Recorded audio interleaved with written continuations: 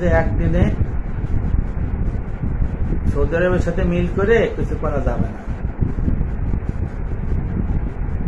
কারণ নবী করিম সাল্লাল্লাহু আলাইহি ওয়াসাল্লামের আমল, সাহাবাদের আমল, ইজমা, তারপরে এইভাবে চলে আসছে, দলিল বেশি। একটা কথা বলি, আব্দুল্লাহ ইবনে আব্বাস রাদিয়াল্লাহু আনহু ছিলেন রইসুল মুফাসসিরিন। উম্মুল ফজল রাদিয়াল্লাহু আনহু কুরাইব তাবেঈ সিকা, তাকে সিরিয়া পাঠাইছিল আমিরুল মুমিনিন মুবিয়া রাদিয়াল্লাহু আনহুর কাছে একটা ব্যাপারে। উনি যেদিন গেলেন সেদিন জুম্মার দিন ছিল, ওখানে রোজা হইল। ফিরে যেদিন আইলেন ওই দিন সিরিয়ায় ঈদ হবে।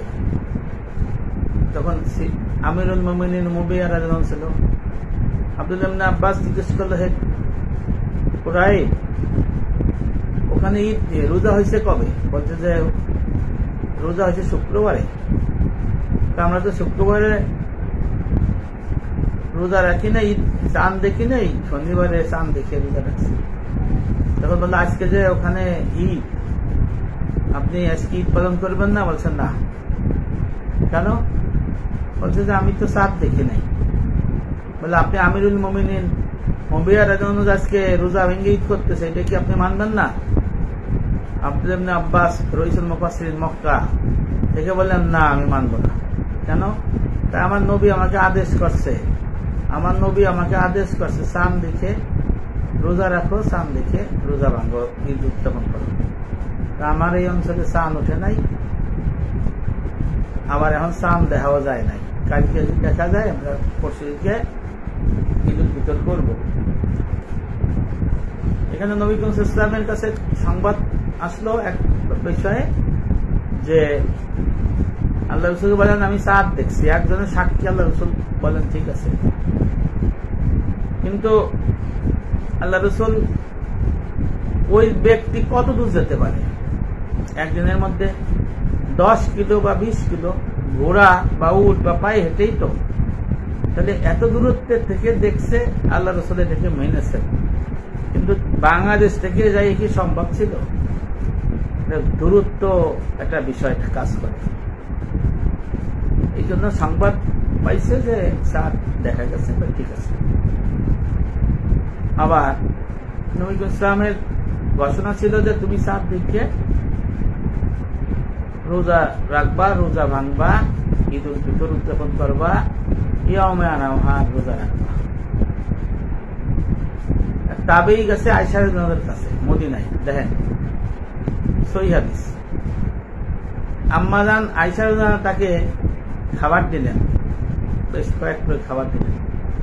তখন বললো যে আম্মাজান, আজকে তো 9 জিলহজ রোজা রাখার দিন ছিল, তা আমার কাছে মনে হচ্ছে যে 10 জিলহজ হয়।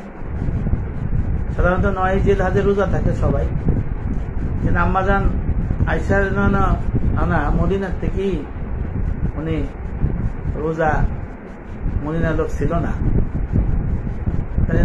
ওই দিন ছিল হলো 8 জিলহজ, কিন্তু আরাফার ময়দানে 9 জিলহজ, মানে মক্কার মদিনায়। দেখেন তাহলে কি এখান থেকে কি মাসলা হয়? 9 জিলহজ চাঁদ দেখে করতে হবে, এই বিষয়টা কিন্তু দারুণ। এইবার আয়েশা রাদিয়াল্লাহু আনহা বললেন যে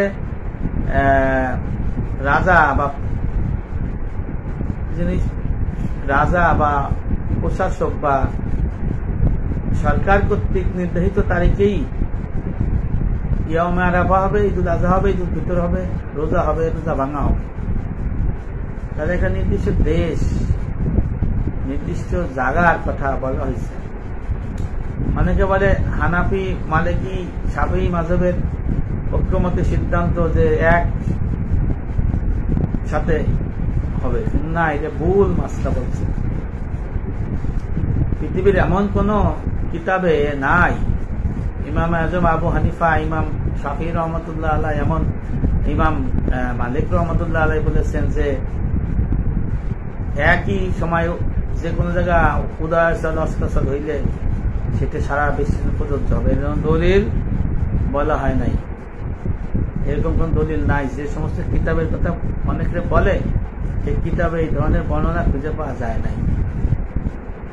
যে কারণে দেখা যাচ্ছে সিরিয়া আর মক্কা কাছে না, সেই জায়গায় আপনার আলাদা দিন রোজা হয়েছে, ঈদ হয়েছে। তারপরে বাগদাদ, ইরান আলাদা দিন হয়েছে, এক জায়গা না। নবী করিম সাল্লাল্লাহু আলাইহি ওয়াসাল্লামের সময় এরকম হয়েছে, সাহাবাদের সময় হয়েছে, তাবেঈনদের সময় সব সময় হয়েছে। এই এখন কিছু অতি উৎসাহী লোক সৌদি আরবের সাথে মিল রেখে আরাফাত রোজা রেখে পরের দিন ঈদ উল ফিতর, ঈদ উল আজহা নামাজ পড়ে কুরবানি দেয়। সেদিন আমরা রোজা রাখি, ইয়াউমে আরাফা, 9 জিলহজ। আবার আমাদের বাংলাদেশে চাঁদ দেখা যায় নাই, সৌদি আরবে চাঁদ দেখা গেছে ওই চাঁদপুরে আর যে শরীয়তপুরে বিভিন্ন জায়গাতে শুরু হয়ে গেছে রোজা রাখা পরের দিন। নফল রোজা রাখতে পারে, কিন্তু ফরজ রোজা হবে না। আবার চাঁদ দেখা যায় নাই বাংলাদেশ, ভারত, পাকিস্তানে কোন জায়গা, হারিকেন জায়গাও পাইনি, প্লেন নিয়েও পাইনি। ওই গ্রুপ সৌদি আরবে চাঁদ দেখা গেছে, ঈদ মোবারক করে শুরু করেছে, ঈদ মোবারক রোজাও রাখলো না, তারা ঈদ উল ফিতর উদযাপন করল। সরকারের সিদ্ধান্ত মানল না, ভূখণ্ডের ইও মানল না, তো মাযহাব হলো চাঁদ দেখে রোজা রাখা, ভাঙা, ঈদ উল ফিতর, ঈদ উল আজহা উদযাপন করা, কুরবানি দেওয়া, আবার ইয়মে আরাফা রোজা রাখা, এটা হলো বিধান। আব্দুল্লাহ ইবনে আব্বাস মুফাসসিরিন ওনার এই বিধানকে চ্যালেঞ্জ করে এবং মানে টুটকা ফুটকা মৌলানা মৌলভী এদের কি সিদ্ধান্ত চলে? চলে না। এই জন্য বিভ্রান্ত হওয়া যাবে না, চাঁদ দেখে সবকিছু করতে হবে, এই নির্দেশ কোনো অসুবিধা নাই।